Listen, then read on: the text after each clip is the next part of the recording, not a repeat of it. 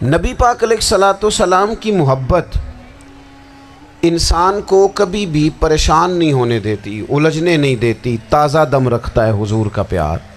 شرط یہ ہے کہ محبت صحیح ہو، اصلی ہو، باطن میں ہو۔ یہ آپ کے ذہن کے اندر کبھی بھی کسی بدبو کو نہیں آنے دے گی، طبیعت کو تازہ دم رکھے گی، سکون میں رہیں گی۔ لیکن نبی پاک علیہ السلام کی محبت کے کچھ تقاضے ہیں، ان تقاضوں کو سمجھنا پڑے گا۔ بالخصوص امت اس وقت جس جگہ پہ کھڑی ہے، آپ دیکھیں کہ اتنی بربریت اور اس جیتے جاگتے دیکھتے ماحول میں کہ جس میں ہر چیز کیمرے کی آنکھ دیکھ رہی ہے، اس میں اس قدر زیادہ اسرائیل کی جارحیت، اس کے جواب میں دو تین تازیانے ہیں وہ سمجھنے والے۔ ایک ہے کہ میں کوئی جذباتی بات کروں گا، آپ اس کی تائید کر دیں گے۔ ایک ہے کہ پہلوؤں پر غور کرنے کا وقت ہے کہ اتنے کٹھن ماحول میں بھی اگر مسلم امہ کے لیڈر بیدار نہیں ہو رہے تو آپ کو پس منظر سمجھنا پڑے گا کہ ہم نے نبی پاک کی محبت کے تقاضوں کو نہیں سمجھا۔ حضور سے محبت ہے نا، تو پھر نبی پاک کو تو سادہ طرز زندگی پسند ہے، حضور کو تو پسند نہیں ہے۔ اللہ کے محبوب نے تو دعا مانگ کے فقیری لی اللہ تعالیٰ سے۔ آپ کو پتہ ہے جب بندہ بہت زیادہ آسانیوں میں چلا جاتا ہے، بہت زیادہ اس کے پاس سہولیات ہو جاتی ہے، اس کا مرنے کو دل نہیں کرتا۔ خود نبی پاک علیہ السلام نے فرمایا قیامت کے قریب کافر تم پر جھپٹیں گے جس طرح بھوکے لوگ کھانے پر جھپٹتے ہیں۔ حضور کیوں، ہم تھوڑے ہوں گے؟ فرمایا نہیں، تمہیں دنیا سے محبت ہو جائے گی اور موت تمہیں بری لگے گی۔ اتنے بڑے بڑے بنگلے، عالی شان محلات، کس کا چھوڑ کے مرنے کو جی چاہتا ہے معاذ اللہ۔ نبی پاک کی محبت کا تقاضا سمجھو، ایسا نہیں کہ وہاں دولت آئی نہیں۔ حضور تو فرماتے ہیں کہ اللہ نے خزانوں کی کنجیاں میرے ہاتھ میں رکھ دی ہیں، لیکن میں نے عرض کیا مالک ایک وقت روٹی دینا اور ایک وقت کا فاقہ دینا۔ کنجیاں خزانوں کی اللہ نے دی۔ جب تک آپ اپنا طرز زندگی، یہ جو بہت دنیا کا پیار ہے نا، بہت زیادہ مرنے کی ہرس، یہ بہت زیادہ جینے کی ہرس، تو اللہ تعالیٰ نے قرآن پاک میں یہودیوں کا طریقہ بیان کیا کہ وہ کبھی مرنے کی تمنا نہیں کریں گے کیونکہ جینے کی ہرس رکھتے ہیں۔ نبی پاک علیہ السلام کے غلاموں، طرز زندگی جب تک سادہ نہیں ہوتا اور جب تک یہ دنیا کے جھمیلوں سے کسی کو دولت دے کر پیچھے کر دیا جاتا ہے، کسی کو عہدہ دے کر چپ کرا دیا جاتا ہے، کسی کو اقتدار دے کر چپ کرا دیا جاتا ہے، رسول اللہ صلی اللہ علیہ وسلم کے سچے غلام ان ایک بات کی سمجھ آ گئی تھی کہ ہمیں ہمارے رب نے کہا ہے قل ان کنتم تحبون اللہ فاتبعونی یحببکم اللہ۔ اے محبوب آپ ان سے فرما دیں اگر رب سے محبت کرنا چاہتے ہیں تو آپ کی پیروی کریں، اللہ خود ان سے محبت فرمائے گا جب رب بھی ان کا ہو جائے گا، جب رب بھی ان کا کی محمد سے وفاتوں نے تو ہم، یہ جہاں چیز ہے کیا، یہ لوح و قلم تیرے ہیں، اس کا کیا مطلب ہوا؟ لوح و قلم، قلم لکھتی ہے نا تقدیریں، مقدر فیصلے، تو لوح و قلم تیرے ہیں، اس کا مطلب یہ ہے کہ پھر رب کریم تیرے اوپر فضل کرے گا، اور وہ جن فیصلوں کی امت کو دیانت سے چاہت ہے اللہ اپنے فضل سے وہ فیصلے فرمائے گا۔ جب تک زندگی حضور کی غلامی کی طرف نہیں جاتی وہ اللہ تعالیٰ کی تائید نہیں پاتی۔ حضرت عبداللہ ابن حذافہ رضی اللہ تعالیٰ عنہ کو رومیوں نے قید کر لیا تھا، اور جب رومی آپ کو قید کر رہے تھے، پکڑ رہے تھے، جنگ میں کچھ موڑ ایسا آ گیا کہ بظاہر مسلمانوں کے قدم پیچھے ہٹ رہے تھے، تو 1000 آدمی نے، 100 آدمی نے مل کے آپ کے گرد گھیرا ڈالا اور بڑی مشکل سے آپ کو گرفتار کیا۔ جب بادشاہ کے سامنے لے گئے نا تو بادشاہ سے اس کا سپہ سالار کہنے لگا کہ بندہ ضائع کرنے والا نہیں، یہ بات سمجھیں آپ۔ ہماری طبیعت کے مطابق جو بندہ پورا نہیں اترتا ہم ضائع کر دیتے ہیں۔ حالانکہ اگر آپ کو مخالف صف میں بندہ کام کا نظر آئے تو آپ غور فرمائیں کہ یہ ہمارے قافلہ محبت میں کیسے شامل ہو سکتا ہے، اس کے لیے جد و جہد کریں تاکہ اس سے کام لیا جا سکے۔ اس نے کہا روم کے بادشاہ نے بندہ ضائع کرنے والا نہیں، وزیر نے کہا بادشاہ سے، اس نے کہا کیا کریں؟ کچھ ایسا کریں کہ یہ معاذ اللہ ہمارے دین میں آج، اور قرآن مجید نے واضح کہہ دیا ہے کہ یہودی اور عیسائی تم سے راضی نہیں ہو سکتے حتی تتبع ملتہم، جب تک کہ تم ان کے دین کی پیروی نہ کرو، ان کو کسی طریقے سے معاذ اللہ عیسائی بنایا جائے۔ تو بادشاہ کہنے لگا دو تین چیزیں ہیں جس سے کوئی بندہ بھی خریدا جا سکتا ہے، کر لیتے ہیں بات۔ اس نے سب سے پہلے حضرت عبداللہ ابن حذافہ سے کہا کہ جتنے پیسے آپ کہیں گے آپ کو ملیں گے، آپ اس دین میں آ جائیں معاذ اللہ۔ تو حضرت عبداللہ ابن حذافہ نا، کچھ لوگ بڑے سیانے ہوتے ہیں، بردبار ہوتے ہیں، بعض باتوں پر غصہ نہیں کرتے، ہنستے ہیں۔ حضرت عبداللہ ابن حذافہ ہنس پڑے، فرمانے لگے تجھے کس نے بادشاہ بنایا؟ تو بڑا بیوقوف آدمی ہے۔ اس نے کہا کیا مطلب؟ فرمانے لگے نادان، میں تو تلوار لے کے میدان میں آیا ہوں، مجھے دولت کمانی ہوتی میں تجارت کرتا، میں تجارت نہیں کر رہا، میں تو شہادت کے لیے نکلا ہوا ہوں، اور تو مجھے کہہ رہا ہے پیسے لے لے، کو عقل کی بات کر۔ اس نے دوسری بات کی، اس نے کہا کہ میں بادشاہ ہوں، میرے نیچے جتنے بھی عہدے ہیں، وزیر، مشیر، وزیر خزانہ، جو آپ عہدہ کہیں گے آپ کو دے دیا جائے گا، آپ اس طرف آ جائیں۔ تو حضرت عبداللہ ابن حذافہ کہنے لگے پھر کہتا ہوں تو بڑا نادان ہے۔ فرمانے لگے میں حضور کا صحابی ہوں، اور صحابی ہونے سے بڑا عہدہ دنیا میں ہے ہی کوئی نہیں۔ صحابہ وہ صحابہ جن کی ہر صبح عید ہوتی تھی، خدا کا قرب حاصل تھا، نبی کی دید ہوتی تھی۔ کہا تو مجھے لالچ دے رہا ہے؟ اب انہوں نے ایک نئی چال چلی۔ وزیر کہنے لگا کہ میں ایک اور طرح سے معاذ اللہ کوشش کرتا ہوں پگھلا دینے کی۔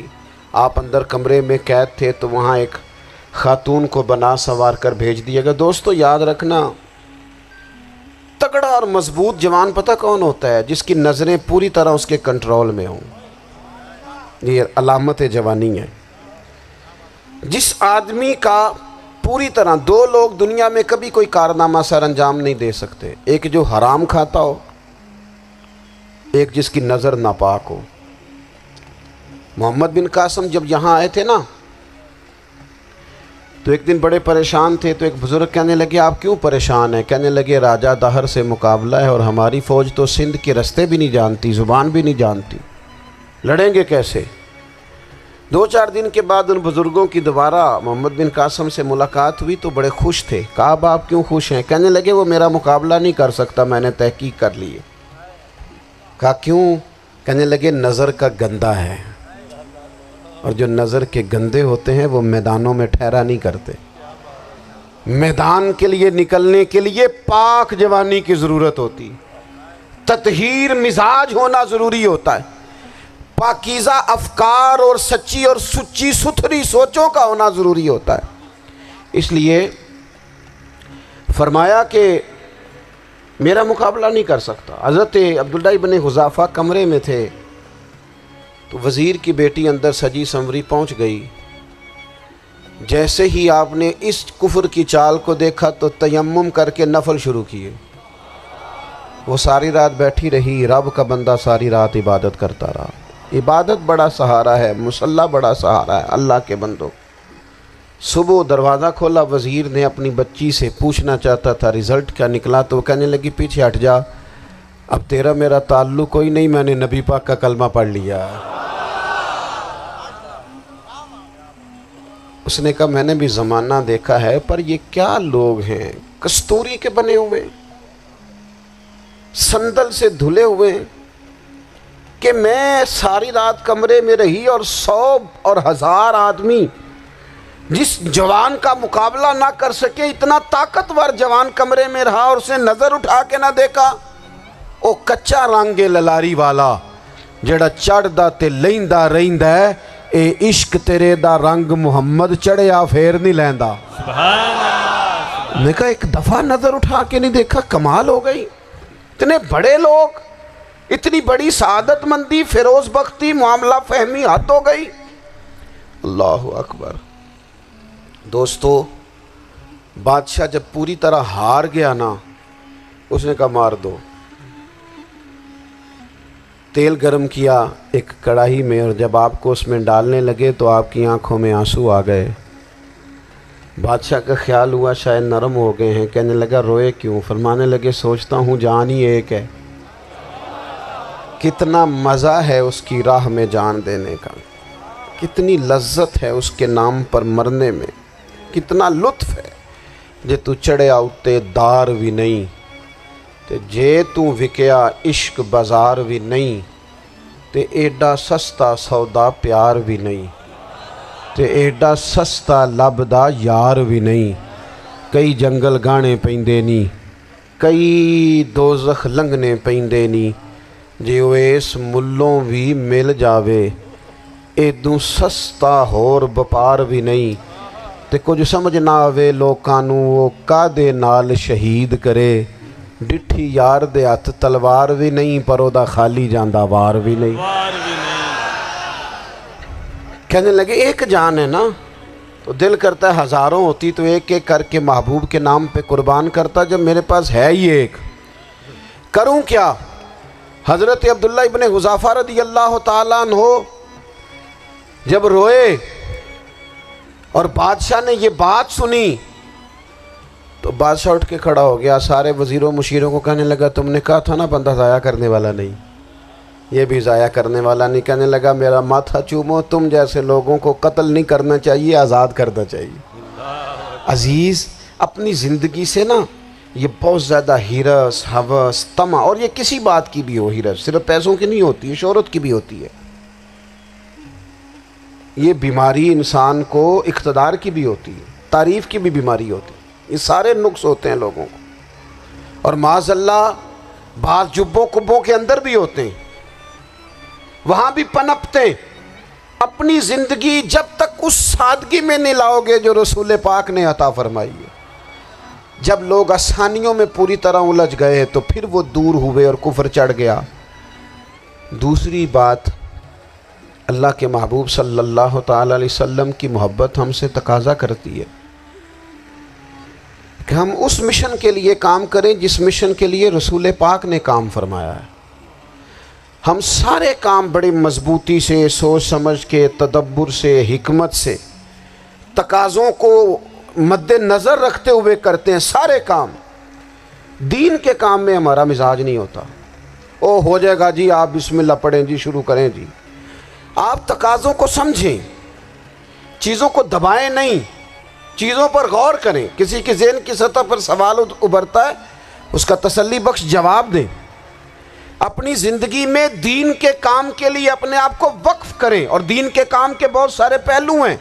ہزاروں لوگوں کو قرآن پاک ٹھیک پڑھنا نہیں آتا، ہزارہا لوگ ہیں جو قرآن مجید کے مطالب سے آگاہ نہیں ہیں، دین کی بنیادی ضروریات سے لوگ نابلد ہیں۔ میں آپ کو کس طرح یہ بات سمجھاؤں کہ ہزاروں کی تعداد میں طلاقیں اس لیے ہوتی ہیں کہ مردوں کو طلاق کے مسئلے نہیں آتے، انہیں پتہ نہیں ہے کہ مجھے حقوق زوجین کے معاملے میں کیسے چلنا ہے۔ ڈھیر سارے گھروں میں تباہی اس لیے ہے کہ تربیت اولاد کا دینی منہج ہمیں نہیں پتہ۔ اپنا حصہ ملائیں دین کے کام میں۔ ایک آدمی کو اگر تو نمازی کرنے میں کامیاب ہو گیا، تیری زندگی بدل گئی۔ وہ دین بیزار لوگ جو ہمارے بیچ بیٹھ کے ہماری نوجوان نسل کو پگڑی اور داڑھی کا نام لے کے بنیادی طور پر دین سے دور کرتے ہیں، ایسے نوجوانوں کو دین کا پیغام محبت دے کر دین کے قریب کرنا ہماری ڈیوٹیوں کا حصہ ہے۔ ہمیں ذمہ داری کا احساس کرنا پڑے گا، ہمیں یہ خاص قدم اٹھانا پڑے گا، توجہ دینی پڑے گی۔ مساجد، مدارس، میں آپ سے عرض کروں، اتنی ڈٹ کے مخالفت ہوتی ہے نا مدرسوں کی، اتنی ڈٹ کے۔ میں ادارہ چلاتا ہوں، اس کے چلانے میں جو مشکلات ہیں وہ تو ہم بتا نہیں سکتے آپ کو، اس لیے کہ میری قوم، میرا اس قوم سے تعلق ہے جو نعت خواں امیر کرنا چاہتی ہے۔ مدرسے نہیں، ہاں نقیب خطیب پیدا کرنا چاہتی ہے، شعر و شاعری کی زندگی کو پروان چڑھانا چاہتی ہے۔ فقط ہمارا ان لوگوں سے تعلق ہے جو لاکھوں کروڑوں روپیہ محافل پہ لگائیں گے، اور قاری صاحب بیچارے اگر مسجد کا کوئی ہونے والا کام کسی وقت بتا دیں گے تو وہ بڑی مشکل آ جائے گی ان کے لیے۔ یہ کیسے ہو سکتا ہے، آپ نے یہ ڈیوٹی بتا دی؟ مدارس اور جتنا اہم رول دین کو پھیلانے میں مدارس اسلامیہ کا ہے، اتنی زبردست، لوگوں کا خیال ہوتا ہے میری طرح کے لوگ شاید کام کرتے ہیں، ڈیوٹی کرتے ہیں۔ یہ 10-15 لوگ آپ کو نظر آتے ہیں جو آپ کو کہیں میڈیا پر یا ادھر ادھر ڈیوٹی کرتے، مخلص لوگ اپنی جگہ پہ، وہ بھی بڑا ہی کام کر رہے ہیں، جو میڈیا پہ آ کے بھی اخلاص سے اور درد دل سے کو دین کی، ان کی بھی کسی بات کی حوصلہ شکنی نہیں، لیکن ہزارہا اساتذہ جو مدارس میں بیٹھ کے پڑھاتے ہیں، جنہوں نے وہ سارے لوگ تیار، آپ سمجھ نہیں سکتے کتنا بڑا کام۔ حفظ کا استاد جو ہوتا ہے نا، اس کی ڈیوٹی 24 گھنٹے ہوتی ہے، فجر سے پہلے، اور اس نے بچوں کو اٹھانا ہے۔ تنخواہ تو ہم انہیں دینا نہیں نہ چاہتے جی، تنخواہ نہیں دے دی انہوں نے، ہمیں مولوی امیر نہ ہو جانا، مولوی نو تے سوٹ بھی 27ویں والی رات دے ہے تاکہ کدھر سوان کے عید والے دن پا نہ لوے، چونکہ 27ویں تو بات تے درزی پھڑتا ہی کوئی نہیں، کیوں حضرت؟ ایسے ہی ہے نا، اس وقت تو نہیں نہ لیتا، تو ہم چاہتے ہیں مولوی ہماری مرضی کے ہماری طرح کا سوٹ نہ پہن لے۔ مدارس کی مضبوطی آپ یہ دیکھ لیں، یہ صلاح الدین ایوبی کا تعلق بھلا کس چیز سے تھا؟ غوث اعظم کے مدرسے سے۔ حضور غوث اعظم کے مریدوں کی جماعت اس کے ساتھ شامل تھی۔ کون لوگ تھے جنہوں نے مدارس سے فیض پایا؟ رازی اور غزالی، حضور غوث اعظم، خواجہ اجمیر، یہ سب لوگ مدارس کے لوگ ہیں۔ کمزوریاں ہیں، غلطیاں ہیں، بہت ساری چیزوں کی اصلاح کی ضرورت ہے، لیکن یہ دین کا بہت بڑا قلعہ ہوتا ہے مدرسہ، لیکن اس کی مخالفت کی جاتی ہے۔ مجھے بتائیے، اگر مدرسوں میں کمزوریاں ہیں تو کالجوں یونیورسٹیوں میں نہیں ہیں؟ ہم نے کبھی مخالفت کی ہے بند کر دو سارے؟ لیکن لوگوں کا جب خیال آتا ہے، جب ہمارے ایک صاحب کا وزیر صاحب تھے سر راہ، کسی دعوت میں میری ان سے ملاقات ہو گئی تو انہوں نے کہا مدرسوں کا کردار کیا ہے آج کے ماحول میں؟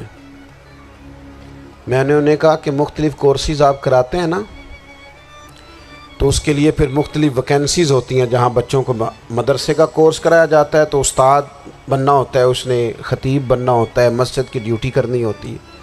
میں نے کہا آپ بالکل کوئی حکومت سرپرستی نہیں کرتی، لیکن اللہ کا فضل ہے، کبھی آپ نے حکومت سے سنی ہے جس میں جمعے والے دن مولوی نہ ملا ہو جمعہ پڑھانے کے لیے؟ کبھی آپ کو رمضان میں ایسی مسجد ملی ہے جس میں قرآن مجید سنانے کے لیے حافظ نہ ملا ہو؟ یہ ہو سکتا ہے کسی حافظ کو مسجد نہ ملے۔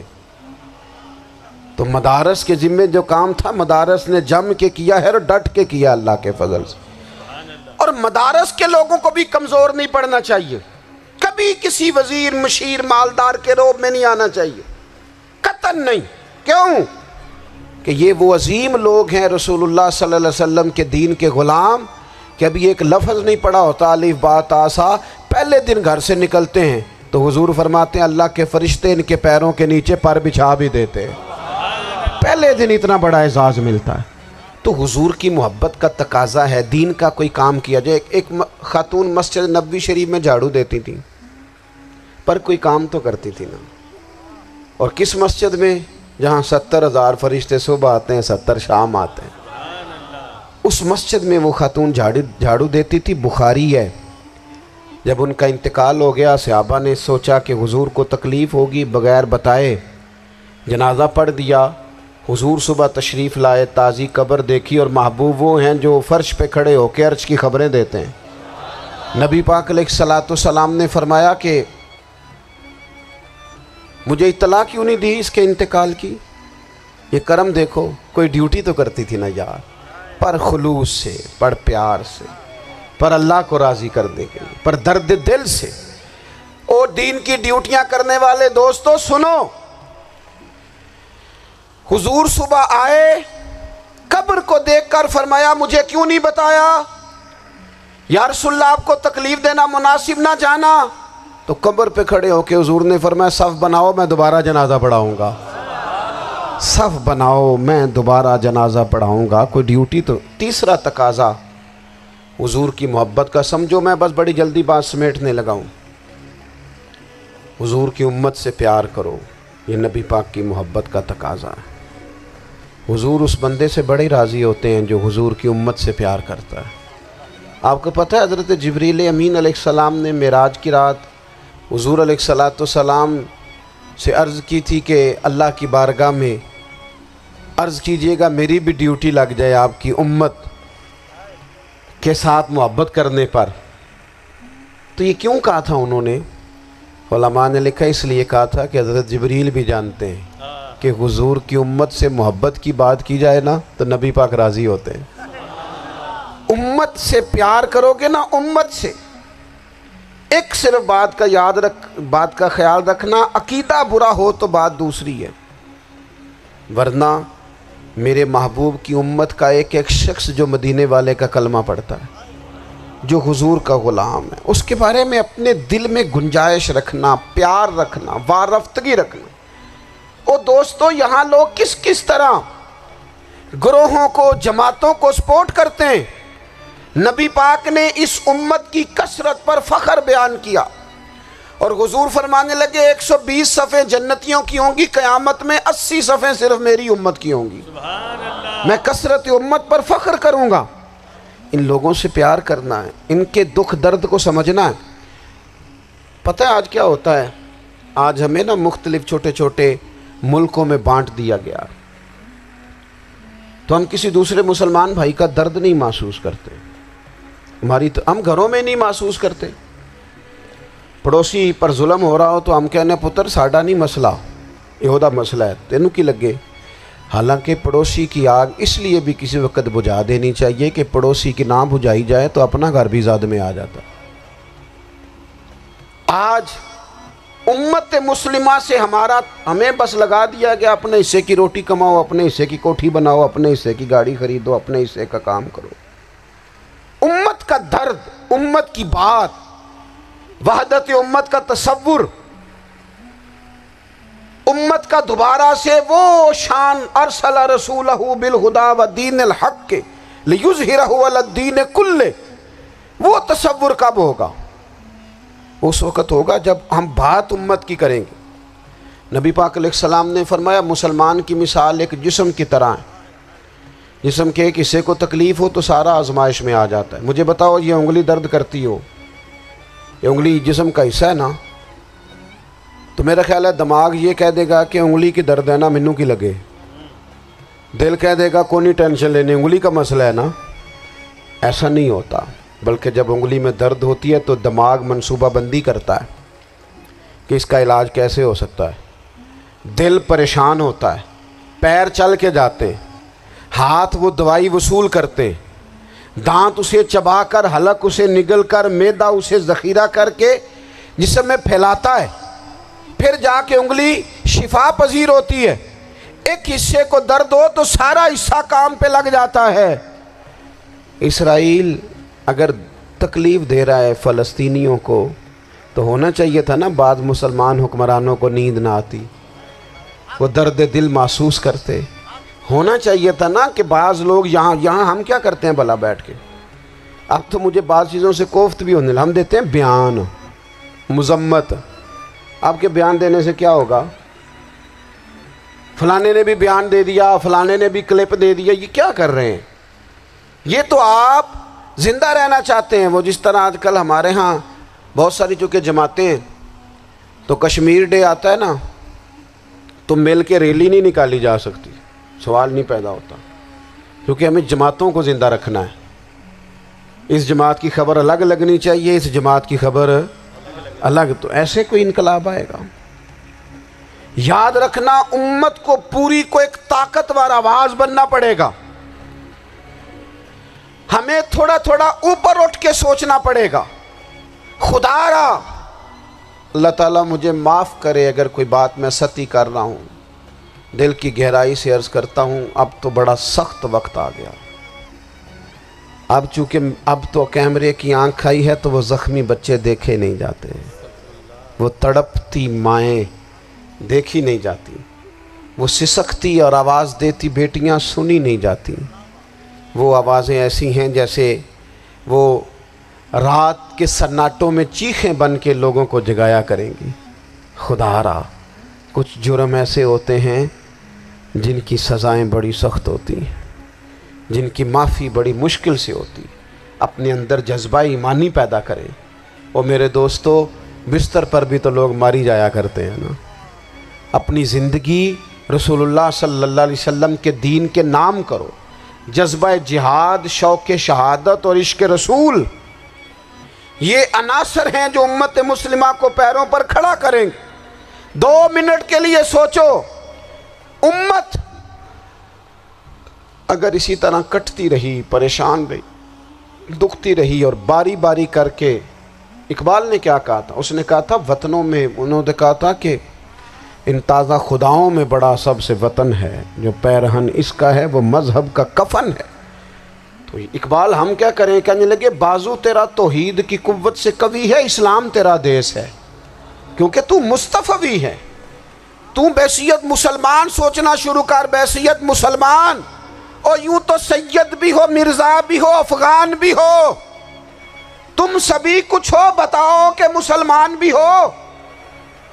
تمہارے اندر کہیں سے کوئی مومن بھی بولتا ہے کہ نہیں؟ علاقائی تعصبات اور ملکی سرحدوں میں قید ہو جانے والوں، تم ایک نبی کی امت ہو۔ کیوں نہیں سمجھتے کہ جب کشمیر کی بیٹی روتی ہے تو مدینے والے محبوب پاک علیہ السلام کی امت کی بیٹی روتی ہے، جب فلسطین کی بیٹی روتی ہے تو امت کی بیٹیاں روتی ہیں۔ خدا را کچھ درد دل اپنی طبیعت میں پیدا کریں۔ میں حکمرانوں کی بات نہیں کرتا، میں تو عام لوگوں سے ایسے تبصرے سنتا ہوں جو نہیں کرنے چاہیے۔ وہ نہیں جی نہیں، دوسرا رخ بھی دیکھو، عام آدمی اٹھ کے، عام لوگ بھی یہ خطرناک سوچیں اور ان سے خوفناک نتائج برآمد ہوں گے۔ تو 3 باتیں میں نے آپ کی خدمت میں عرض کی ہیں۔ ایک تو کوشش کریں اپنی زندگی کے اندر کہ زندگی کو سادہ کریں۔ پیسہ ضرور کمائیں، لیکن پیسے سے پیار نہ کرو، پیار تو مدینے والے رسول سے کرنا۔ دولتیں، ہرس، ہوس، طمع، ان سے باہر آؤ۔ اور دوسری گزارش آپ کی خدمت میں یہ عرض کی ہے، کچھ نہ کچھ دین کا کام، اور اس میں بھی شہرتوں سے بچتے ہوئے، تصویروں سے بچتے ہوئے۔ میں ہر محفل میں شاید کہتا ہوں میری فوٹو آ رہی ہے اور لائیو آ رہا ہے اور فلاں ہو رہا ہے، لیکن اس محفل کا خوبصورت انسان وہ ہے جو سب سے پیچھے بیٹھا ہے۔ وہ کسی فوٹو کے لیے نہیں آیا۔ اور میں ڈھیر سارے لوگ دیکھ رہا ہوں، یہ جو آگے بیٹھ جاتے ہیں بعض اوقات 5، 7، 10 لوگ، یہ بڑی تصویر سازی کرتے ہیں، لیکن جو پیچھے بیٹھے ہوتے ہیں ان کی کوئی فوٹو نہیں آتی۔ اور میں نے بہت سارے لوگوں کو دیکھا ہے کبھی موبائل کو ہاتھ بھی نہیں لگاتے، لیکن جن کے لیے آئے ہیں انہیں تو پتہ ہے نا کون کون آیا ہے۔ اور کچھ دین کے لیے کریں۔ اور تیسری گزارش آپ کی خدمت میں یہ ہے کہ امت بن کر بھی ضرور سوچیں، اور امت کے دکھوں کا مداوع بھی کریں، اور امت مسلمہ کا درد بھی اپنے سینے میں ضرور محسوس کریں۔ اللہ تعالی ہماری اس بزم کو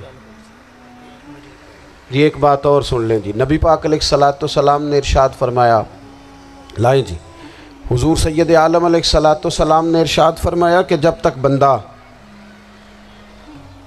اللہ کے بندوں کی مدد میں رہتا ہے نا، اللہ بھی اس کی مدد کرتا رہتا ہے۔ یعنی اگر آپ امت کے لیے سوچتے ہیں، کوئی امت کے لیے فکر پیدا کرتے ہیں، کچھ امت کی سوچیں لاتے ہیں، تو اللہ بھی مدد فرمائے گا۔ اور یہ بات اچھی طرح یاد رکھیں، جب بھی بندہ کوئی ایسا کام کرتا ہے نا جو خالص اللہ کی رضا کے لیے ہو، تو رب کی مدد ضرور آتی ہے۔ وَلَقَدْ نَصَرَكُمُ اللَّهُ بِبَدْرٍ وَأَنْتُمْ أَذِلَّةٌ۔ تو یہ کام کریں گے تو اللہ کی مدد بھی آئے گی۔ اللہ توفیق عطا فرمائے۔ وَمَا عَلَيْنَا إِلَّا الْبَلَاغُ۔ حضور کے ساتھ امت کا رشتہ بڑا حساس ہے، اس میں احساس ہونا چاہیے، احساس۔ کچھ رشتے ایسے ہوتے ہیں جو رشتے تو ہوتے ہیں پر ان میں احساس نہیں ہوتا۔ اور بیٹا پانی والے آپ بھی 2 منٹ بیٹھ جاؤ یار، اللہ آپ کو خوش رکھے۔ گرمی تو بڑی شدید ہے، لیکن کئی دفعہ کوئی پانی پیے نا تو اسے دیکھ کے بھی پانی پینے کو دل کرتا ہے، اس طرح بھی ہوتا ہے۔ شدت ہوتی ہے رشتوں میں۔ ایک بندے نے ساری زندگی لڑائی کی ہے، بڑا سخت گیر تھا، مزاج کا بڑا تلخ تھا، جس کو مرضی ڈانٹ دیتا تھا، لوگ کہتے تھے بڑا سخت ہے۔ لیکن پھر ایک دن نا اس کی شادی ہو گئی اور اس نے اپنے بچے کو تھپڑ مارا۔ پہلے بڑا لڑاکا تھا، لڑائیاں کرتا تھا، لیکن اپنے بچے کو تھپڑ مار کے نا بڑی سخت غلطی کی، بچے نے مارا، لیکن ابا اس کو تھپڑ مار کے تو ساتھ والے کمرے میں جا کے رونے لگ گیا ہے۔ اس سے پوچھو تو روز لڑتا تھا، کبھی نہیں رویا، آج کیوں لڑتا ہے؟ تو کہتا ہے پہلے کسی سے لڑتا تھا نا، یہ اپنا خون ہے نا۔ اس نے یہ کچھ رشتوں میں، اور میرے بھائی بڑے لوگوں کو بندہ روز ڈیل کرتا ہے، جو بندہ کہیں بیٹھا ہے بڑی باتیں سنتا ہے، اور بڑے بندوں کو وہ لیکچر دیتا ہے، سمجھاتا ہے، لیکن اپنی بیٹی کبھی اپنے سسرال سے فون کرے نا باپ کو رات کو، اور وہ دکھ کوئی بھی نہ سنائے، بس ذرا صحیح بولے نا، اس کے لفظوں سے لگے کہ بیٹی پریشان ہے، تو ابا جی کو نیند کوئی نہیں آتی ساری رات۔ اسے کو یار تجھے کیا ہوا؟ کہتا یہ محبت کی شدت ہے۔ جب تک وہ محبت میں شدت ہوتی نہیں، وہ محبت ہی نہیں ہوتی۔ محبت انسان کو اندھا بہرا گونگا کر دیتی ہے، حدیث پاک میں موجود ہے۔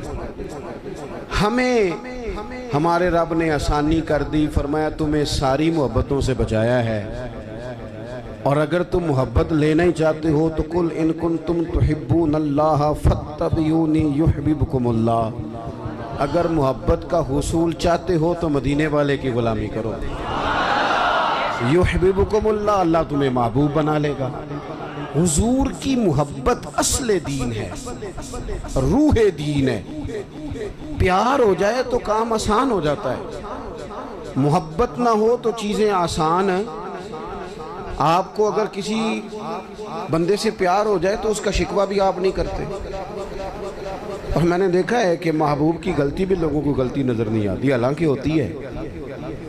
عام دنیا کے جو محبوب ہیں کوئی فرشتے تو نہیں نا، کر جاتے ہیں غلطیاں، لیکن نظر ہی نہیں آتی، چونکہ پیار جو ہو گیا ہے۔ حضور کی جو محبت ہے بندے کو نا اس کا جینا مزیدار کر دیتی ہے۔ یہ بڑے سارے لوگ جو کہتے ہیں نماز میں دل نہیں لگتا، تلاوت میں دل نہیں لگتا، تبلیغ نہیں ہوتی، تو اصل مسئلہ پتہ کیا، انہیں محبت نہیں ہوتی۔ محبت ہو جائے نا، آپ کا کام آپ کا شوق بن جائے نا۔ کچھ بندے ایسے ہوتے ہیں وہ رات کو ٹیلی فون کریں تو بندہ کہتا ہے کہ نہ ہی چکنا پائے، اور کچھ فون کریں تو بندے کہتے ہیں جناب سوتے ہو، کہتے نہیں جی نہیں تسی گل کرو۔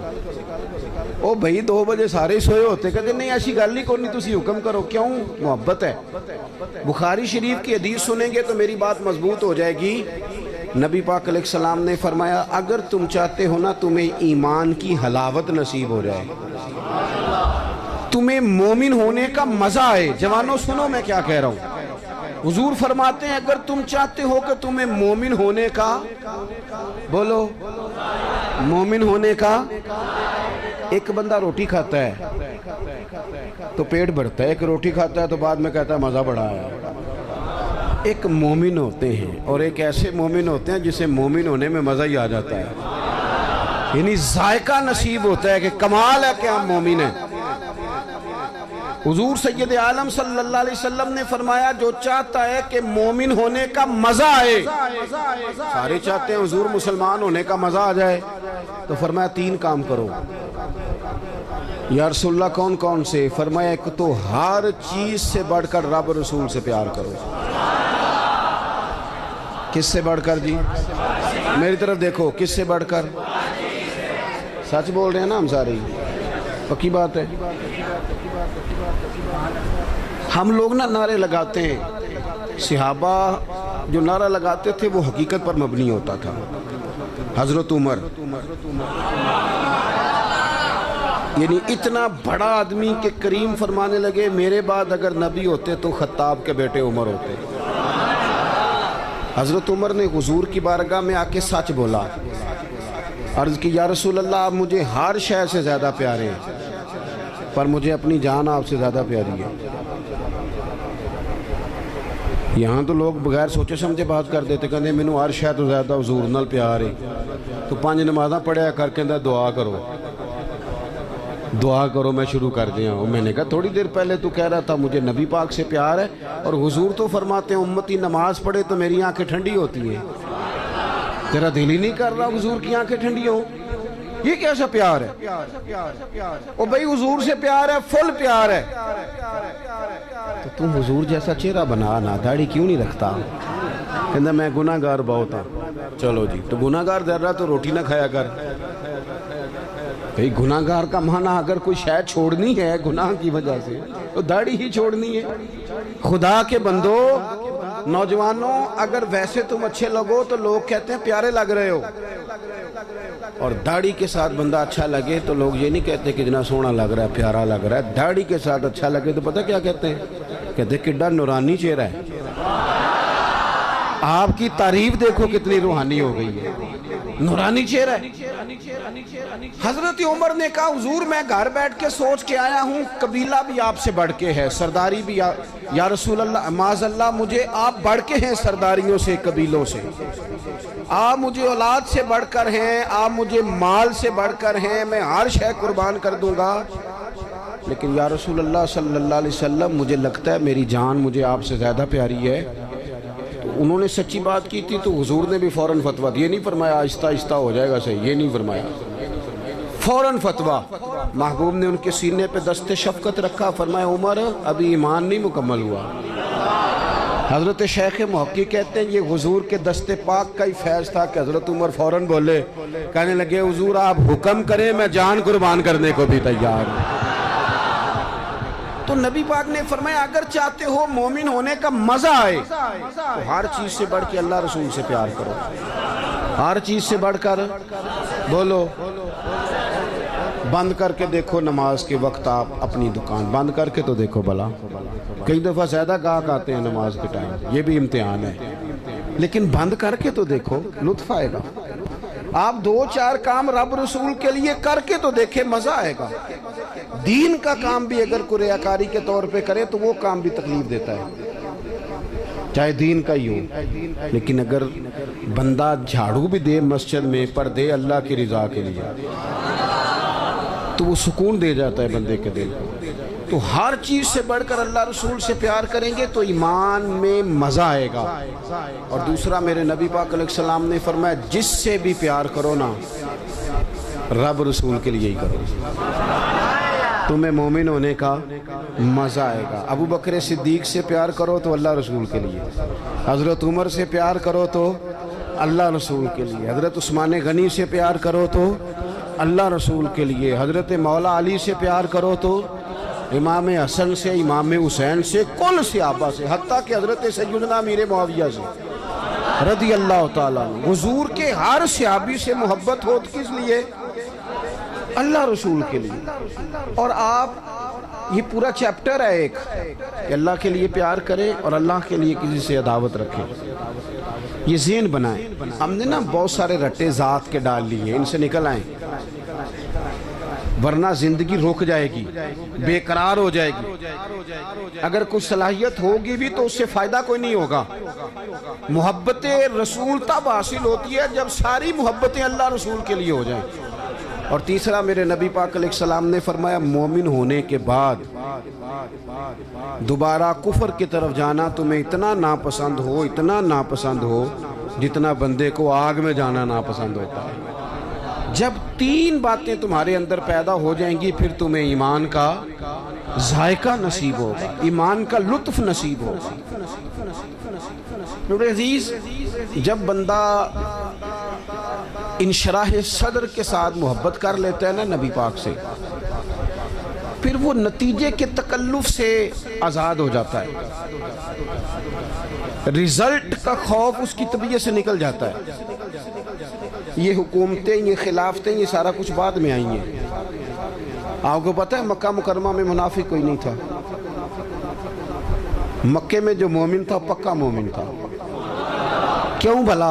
وہاں مومن ہوتے ہی مار کھانی پڑتی تھی، تو جو آتا تھا پکا ہی آتا تھا، مار کھانی پڑتی تھی، روڑے کھانے پڑتے تھے، اذیت سہنی پڑتی تھی۔ اور وہ چونکہ حضور سے پیار کر کے آئے تھے تو معاشرے نے ان پر کوئی اثر نہیں کیا۔ ہمارے اوپر سوسائٹی اثر کرتی ہے، معاشرہ اثر کرتا ہے، کوئی اثر نہیں کیا ان پر۔ ادھر والے کلمہ پڑھتے ہیں نہیں پڑھتے، ادھر والے پڑھتے ہیں نہیں پڑھتے، پرواہ کوئی نہیں۔ ابو بکر صدیق صبح و شام کلمہ پڑھتے ہیں۔ آپ بھی تھوڑا سا نا آزاد ہو جاتے ہیں جب حضور سے محبت کر لیتے ہیں نا،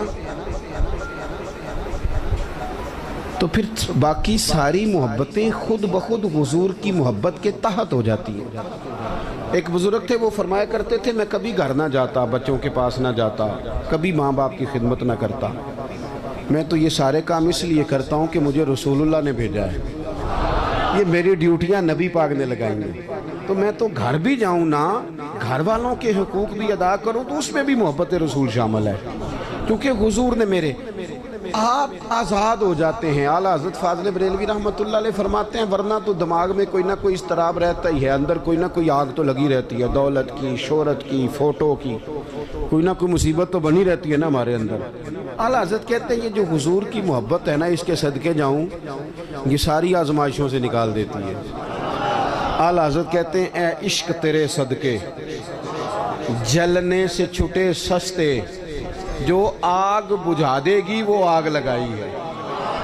اور یہ اتنی محبت غالب آ جاتی ہے کہ بندہ سکون میں آ جاتا ہے، باقی ساری محبتوں سے آزاد۔ حضرت سعد بن ابی وقاص رضی اللہ تعالیٰ عنہ،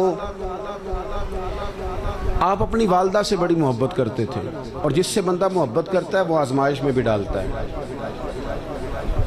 کسی کو پتہ چل جائے نا یہ بندہ میری بات مانتا ہے تو پھر اللہ خیر ہی کرے، پھر لوگ وہ بھی منواتے ہیں جو نہیں منوانا چاہیے۔ تو حضرت سعد بن ابی وقاص کی اماں بڑا اعتماد کرتی تھی کہ میں جیسے کہتی ہوں میرا پتر کرتا ہے۔ حضرت سعد بن ابی وقاص نے نا رسول اللہ کا کلمہ پڑھ لیا، حضرت سعد کی والدہ بلیک میل کرنے لگی، ایموشنل کرنے لگی، بھوک ہڑتال کر دی، کہنے لگی پتر جب تک تو کلمہ نہیں چھوڑتا میں روٹی نہیں کھاؤں گی۔ اور پورے قبیلے میں مشہور تھا کہ اماں جو کہے جناب سعد کرتے، ایک دن، 2 دن، 4 دن، 3 دن اماں نے روٹی نہیں کھائی، جگہ جگہ باتیں ہو رہی ہیں۔ اماں کا خیال تھا میرے پتر نے باز آ ہی جانا ہے، پر وہ کچا رانگے للاری والا جڑا چڑھدا تے لیندا رہندا، اے عشق تیرے دا رنگ محمد جدوں چڑھ جائے پھر نہیں لیندا۔ حضرت سعد رضی اللہ تعالیٰ عنہ گھر آئے، اب چوکوں چراہوں میں باتیں ہوتی تھی، گھر تشریف لائے تو گھر آ کے اپنی والدہ سے کہنے لگے، قریب کھڑے ہو کے کہنے لگے اماں تو نے کی ہوئی ہے بھوک ہڑتال اور باتیں کر رہا ہے سارا علاقہ، میں تیرا پتر ہوں، مجھے سب سے زیادہ تو جانتی ہے، تو کہتی ہے میں روٹی نہیں کھاؤں گی اور مر جاؤں گی، تجھے پتہ ہے زندگی بھر جو تو نے کہا میں نے کیا۔ اب حالات بدل گئے ہیں، اب غلامی ہے رسول اللہ کی۔ کہنے لگے اماں تیری ہو 1000 جان اور ایک ایک کر کے ساری نکل جائے تو میری طرف سے نکل جائے، میں مدینے والے کا کلمہ نہیں چھوڑ سکتا، میں حضور کا کلمہ نہیں چھوڑ سکتا۔ وہ کچا رانگے للاری والا جڑا چڑھ دا تے لیندا رہندا، اے عشق تیرے دا رنگ محمد جدوں چڑھ جائے پھر نہیں لیندا۔ پکا ہو جاتا ہے انسان، لیکن شرط یہ ہے محبت ہو، نیرا نارا نہ ہو، نیرا نارا نہ ہو۔ یہاں ہمارے سیاستدان بھی کہتے ہیں ساڑھے نولے بڑا عاشق رسول کیڑا ہونا ہے۔ وہ صحیح ہے جی، ہم نے کب دعویٰ کیا کہ آپ چھوٹے ہیں، آپ بہت بڑے ہیں، پر کوئی قوم کے حال پہ بھی رحم کھائیں، کوئی خدا سے ڈریں، مر جانا ہے، دنیا چھوڑ جانی ہے۔ بڑے بڑے چلے گئے، پر ظالموں تم نے جو اس ملت کا حال کر دیا ہے، اور لوگوں کو ذہنی طور پر تم نے جس انتشار کا شکار کیا، میری ملت الجھ گئی ہے، پریشان ہے، لوگ سمجھ نہیں آتی کدھر جائیں، ایسے جیسے بے ہنگم کر دیا، قوم کو الجھا کے رکھ دیا سیاسی فرقہ واریت نے۔ اور میں ان جوانوں سے بھی کہوں گا جو گاڑیوں پہ سیاسی جماعتوں کے جھنڈے لگاتے ہیں، رب سے ڈر جاؤ، ان ظالموں کے ظلم میں شریک نہ ہو۔ یہ جو اس سے پچھلی حکومت تھی وہ بھی کہتی تھی نا پچھلوں نے بیڑا گرک کیا ہے، تو یہ جو آئیں یہ کیا کہہ رہے ہیں، اللہ ہی بہتر جانے۔ تو ہم سے اگر پوچھیں تو آپ سب نے مل کے بیڑا گرک کیا ہے، سب نے، نہ ادھر ادھر کی تو بات کر، یہ بتا کہ قافلہ کیوں لٹا، مجھے رہزنوں سے غرض نہیں، تیری رہبری کا سوال ہے۔ بس میں نے زیادہ باتیں نہیں کرنی، میں آپ کی کیفیت دیکھ رہا ہوں شدت گرمی کی، آپ میری بات پر غور کریں۔ جب یہ پیار پکا ہو جائے حضور سے، جب یہ محبت غلبہ کر لے، پھر تھوڑے پیسوں پہ بھی بندہ زندگی گزار لیتا ہے۔ یہ علماء مشائخ کے پاس جو دولت آئی ہے، یہ اب آئی ہے، اب آئے پیسے، اب کافی پیسے ہیں بعض لوگوں کے پاس، سب کے پاس اب بھی نہیں۔